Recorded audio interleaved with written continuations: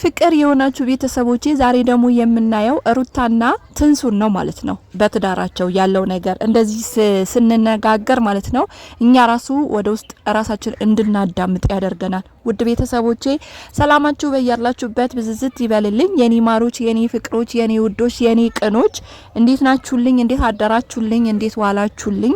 ሰላማችሁ በያላችሁበት ብዝት ይበልልኝ። ለቻናሌ አዲስ ከሆናችሁ ሰብስክራይብ ማድረጋችሁ፣ ላይክ ማድረጋችሁ፣ ቪዲዮን ስታዩ አስተያየታችሁ ኮሜንት ላይ ማስቀመጣችሁ እንዳትረሱ። ላይክ አድርጉ። ላይክ የምታረጉኝ ሰብስክራይብ የምታረጉኝ ከኔ ምንም ሳትፈልጉ በቅንነታችሁ ልባችሁ ቅን ስለሆነ ውስጣችሁ የዋህ ስለሆነ ምንም አይነት ነገር ሳትፈልጉ ሰብስክራይብ የምታረጉኝ፣ ላይክ የምታረጉኝ፣ ኮሜንት የምታስቀምጡልኝ የኔ ቀልቦች እጅግ በጣም አመሰግናለሁ። እናንተም እግዚአብሔር አምላክ የልባችሁ መሻት ይፈጽምላችሁ፣ በሰላም ለሀገራችሁ ያብቃችሁ። እንዲሁም ኢትዮጵያ ውስጥ ያላችሁ የምታዩኝም ካላችሁ እግዚአብሔር ከፊታችሁ ቀድሞ ይውጣ፣ ከክፉ ነገር ሁሉ ይጠብቃችሁ እያልኩኝ ማለት ነው የትንሱ አንድነትና የትንሱና የሩታ አንድነትና ልዩነታቸው እነግራቸዋለሁ ማለት ነው።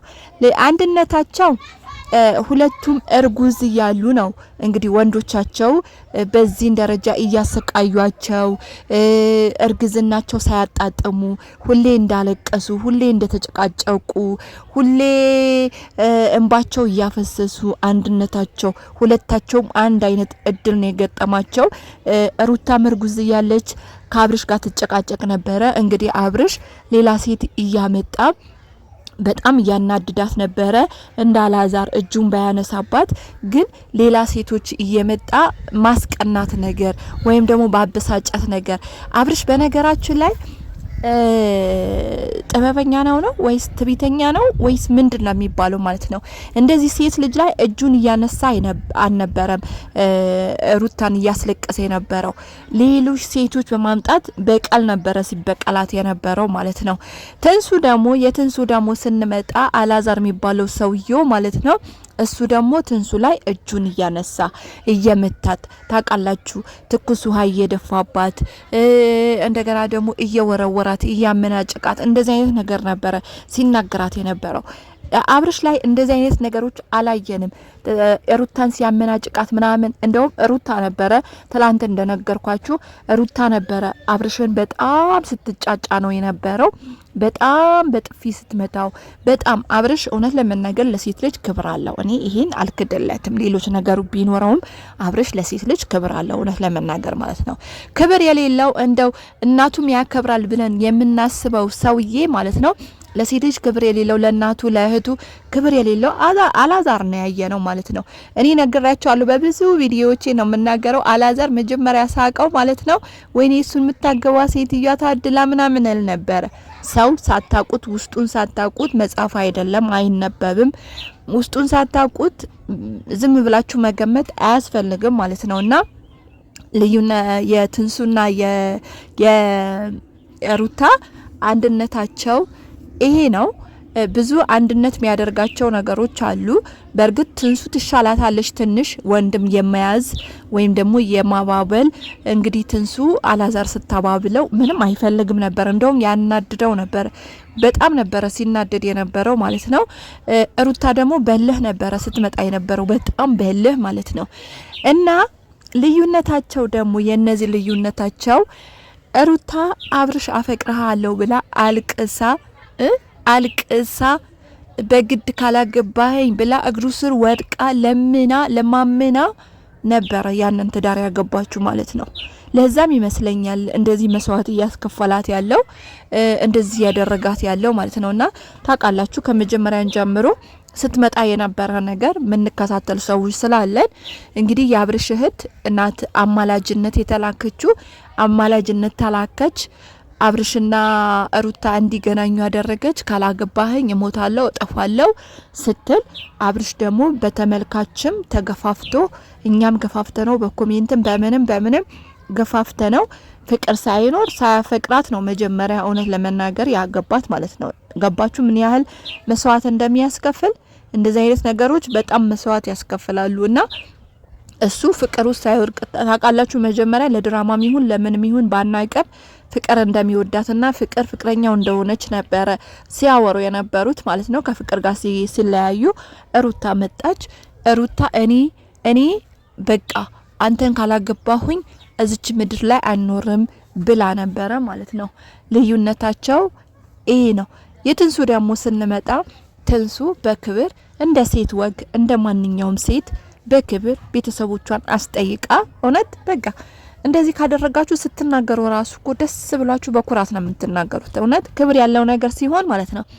ሚዲያ ላይ ሆነ አደባባይ ሆነ ዓለም ላይ ሆነ ስትናገሩ ደረታችሁን ነፍታችሁ ነው የምትናገሩት፣ ማታፍሩበት ነገር ማለት ነው።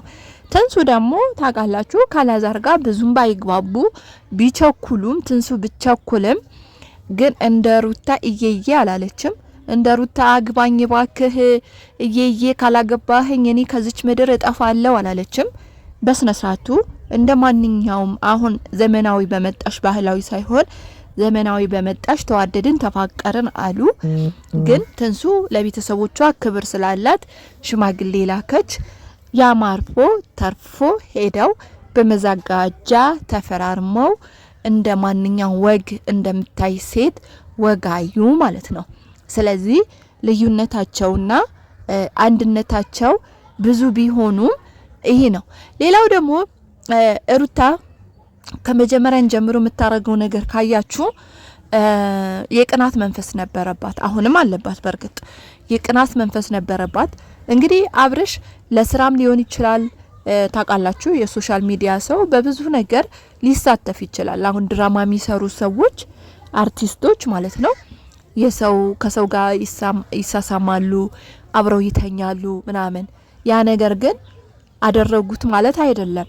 እነሱ ስራቸው እንጀራቸው ስለሆነ ለእንጀራ ብለው ያንን ነገር ያደርጋሉ እንጂ ከሴት ጋር ስለተኙ እውነትም እነዛ ሰዎች አንሶላ ተጋፈፉ ማለት አይደለም። እንደሚሳሳሙ አክት ያሳዩናል። እንደዛ ስላሳዩን ተሳሳሙን ማለት አይደለም። ብዙ አርቲስቶች ለቤታቸው ለትዳራቸው ክብር ያላቸው እምነት ያላቸው ሰዎች አሉ እና አብርሽ ታውቃላችሁ የሶሻል ሚዲያ ሰው ነው። እኔ ጥልቅ ብዬ ስለ አብርሽ እንዲህ ነው ብዬ ማብራራት ስለማልፈልግ እንዳልኳችሁ አላዛር ከዚህ በፊት ወይኔ ታድሎ እሱን ያገባች ቀል ነበረ እና ለሰው ሪስክ መውሰድ አያስፈልግም እና አብርሃም እንዲህ ነው ለማለት ውስጥ ገብቶ ጥልቅ ብዬ ለመናገር ያናህል ሞራሉም ስለሌለኝ ማለት ነው እና ከብዙ ሴቶች ጋር ታውቃላችሁ ሶሻል ሚዲያ እንዲሞቅለት ሰው እንዲበዛለት ሰብስክራይብ እንዲደረግ ከብዙ ሴቶች ጋራ ሶሻል ሚዲያ ይመጣ ነበረ። ሩታ ተነጋግረውም ሊሆን ይችላል፣ ሳይነጋገሩ ሊሆን ይችላል። በጣም ትናደድ ነበረ፣ ትበሳጭ ነበረ። አዎ የምትወዱ ሰው በእርግጥ ከማንም ጋር እንድታዩት አትፈልጉም። ሌላ ሴት እንደ ጓደኛ ምናምን ካልሆነ በስተቀር ሌላ አክት እንዲያሳዩባችሁ ወይም ደግሞ ሌላ አክት እንዲያዩ አትፈቅዱም፣ አትፈልጉምም።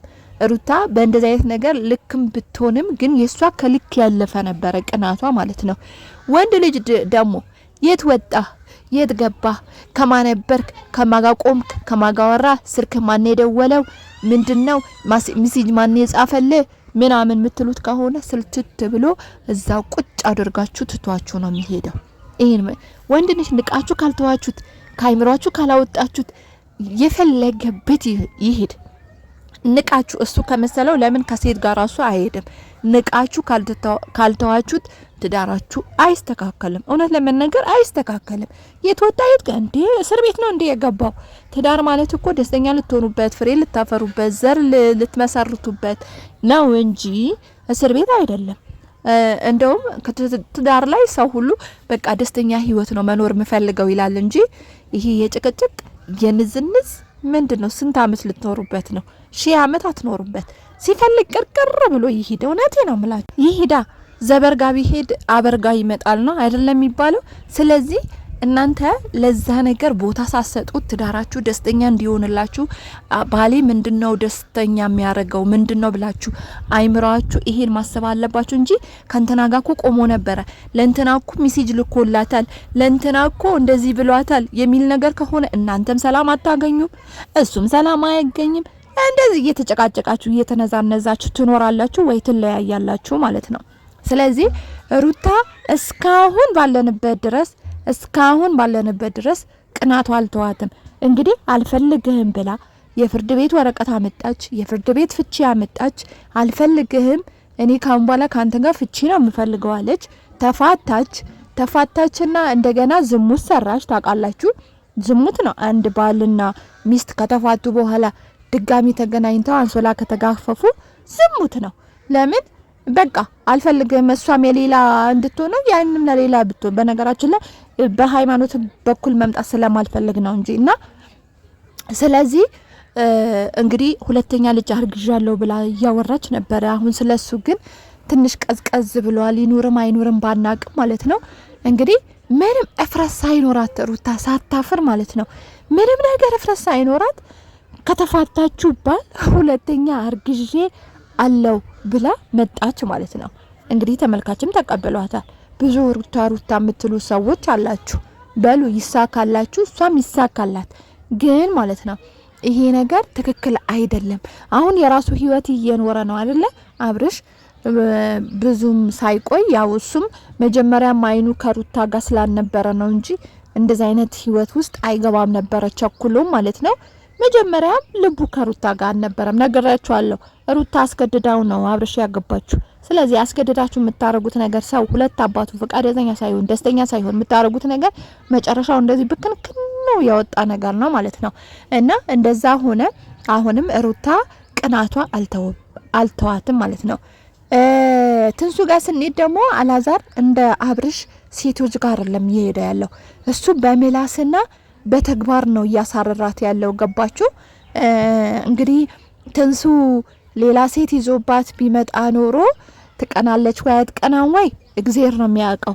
ለምን ከዚህ በፊት እናትዮ ሌላ ሴት ይዛ መጣ ነበር። ትዝ የሚላችሁ ከሆነ እንደውም አንቺ አታስፈልጊውም፣ ስለዚህ ለልጄ ሚስት የምትሆነው ይዤለት መጥቻለሁ ብላ እየፎከረች ነበረ። እና በዛን ሰዓት የትንሱ ስሜት ስናየው አዎ ንዴት ነበረው። ግን ንዴቱ እንዴት ነው? እሷ እርጉዝ ሆና ሌላ ሴት ይዛ እሱ ያላዛር ፍላጎት ስላልነበረ ብዙም እኛ ትኩረት አልሰጠነውም።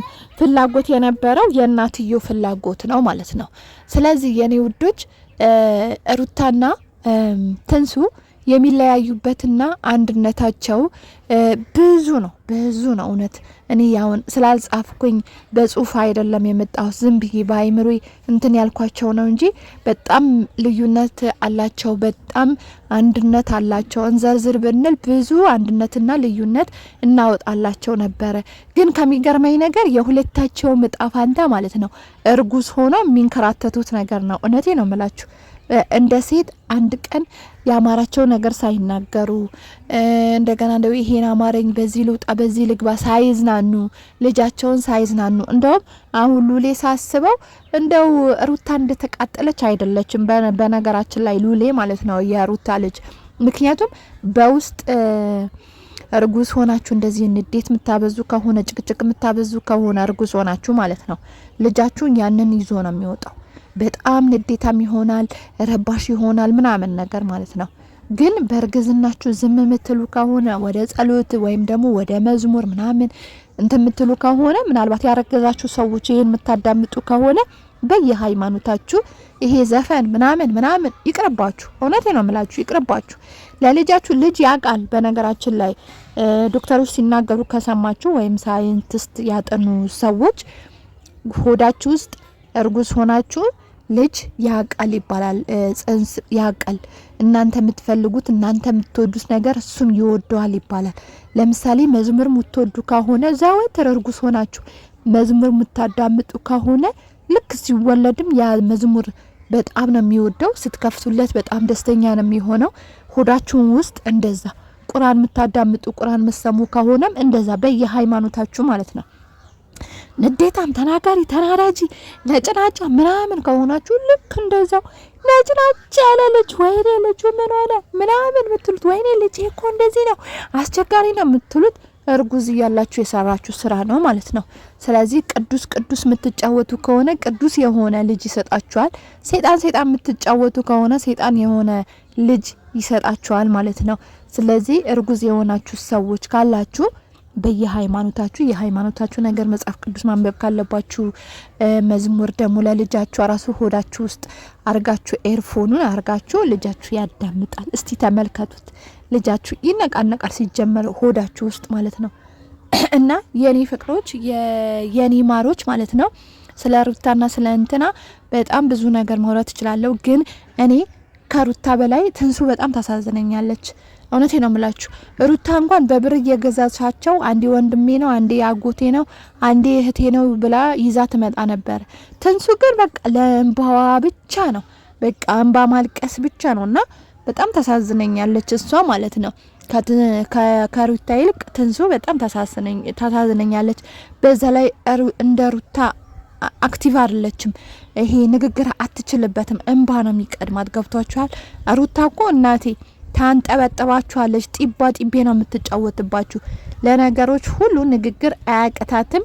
እያንዳንዱ መልስ በመስመር ነው የምትመልስላችሁ ማለት ነውና በእርግጥ ሩታ በጣም የምትቻል ሴት አይደለችም። ግን ሆኖም ትንሱ በጣም ታሳዝነኛለች። እንግዲህ እግዚአብሔር በሰላም ይገላግላት እንላለን። የዛሬ ቪዲዮ በዚህ በቃኛል። ስኬታማ የሆኑ በሶሻል ሚዲያ ደግሞ ስናቃቸው ስኬታማ የሆኑ ባለትዳሮች ይዤላችሁ መጣለሁ። እንዲሁም በሶሻል ሚዲያ አረብ ሀገር ሆና ወይም ኢትዮጵያ ሆና የተጋቡ አሁን ምን ላይ እንዳሉ ስለነሱም ይዤላችሁ እመጣለሁ። እስከዛ ግን ቻናሌን ሰብስክራይብ ያደረጋችሁ ላይክ ያደረጋችሁ ቤተሰቦች የሆኑ ወዳችኋለሁ፣ አክብራችኋለሁ። ሰላማችሁ ብዙ ይበል። ባይ